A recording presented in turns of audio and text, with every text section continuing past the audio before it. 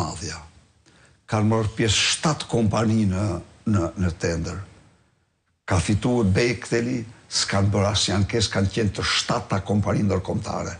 Dhe ka pas një juri ndërkombëtare. Jo, nuk kam punuar unë në këtë mënyrë. Se këta e ndajnë vetëm, jo, nuk e bëj atë. A e dini ju një për ta mbyllur këtë punë, që do habiti. Instituti Statistikave njofton se në rubrikën e Shqipërisë 99.6% e të gjithë tendra janë fituar nga shqiptarë.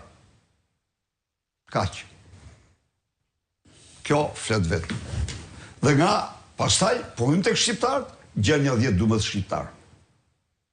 Jo tjertë, se tjertë as guxojnë. Kjo është. Doktor, për sa ditë të qeverisë së tretë të Sali Berishës, shqiptarët do jetojnë më mirë? 100 ditë, në mënyrë absolute për 100 ditë.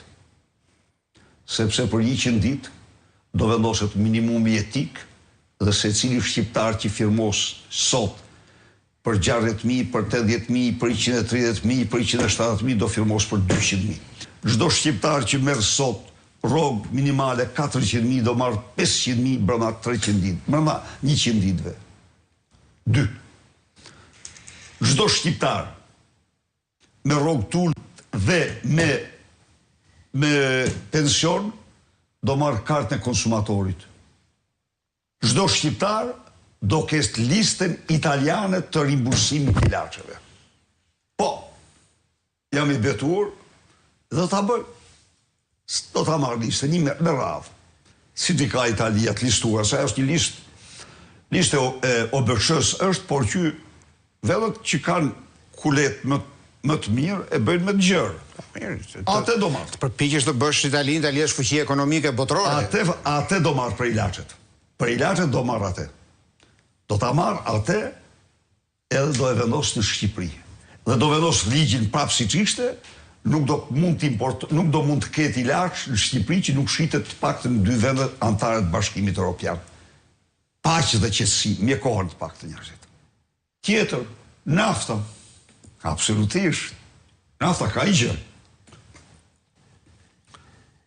Kur ti e taton litrën e naftës 1.1 euro për litër dhe ja merr qytetarit në xhepate, ja merr ati që ka makinë dhe ati që s'ka makinë. Sa i që s'ka makinë e paguën në mallar. Padyshim. A ti bën një akt të papërgjegjshëm, më thap jo. Dhe Kosova e merr naftën në Durrës, e çon në Prishtinë dhe e shet 40-50% më lirë se ti këtu. Kjo merr fund brenda 100 ditëve. Dhe shqiptarët do ta blejnë naftën 30%, 40% më lirë.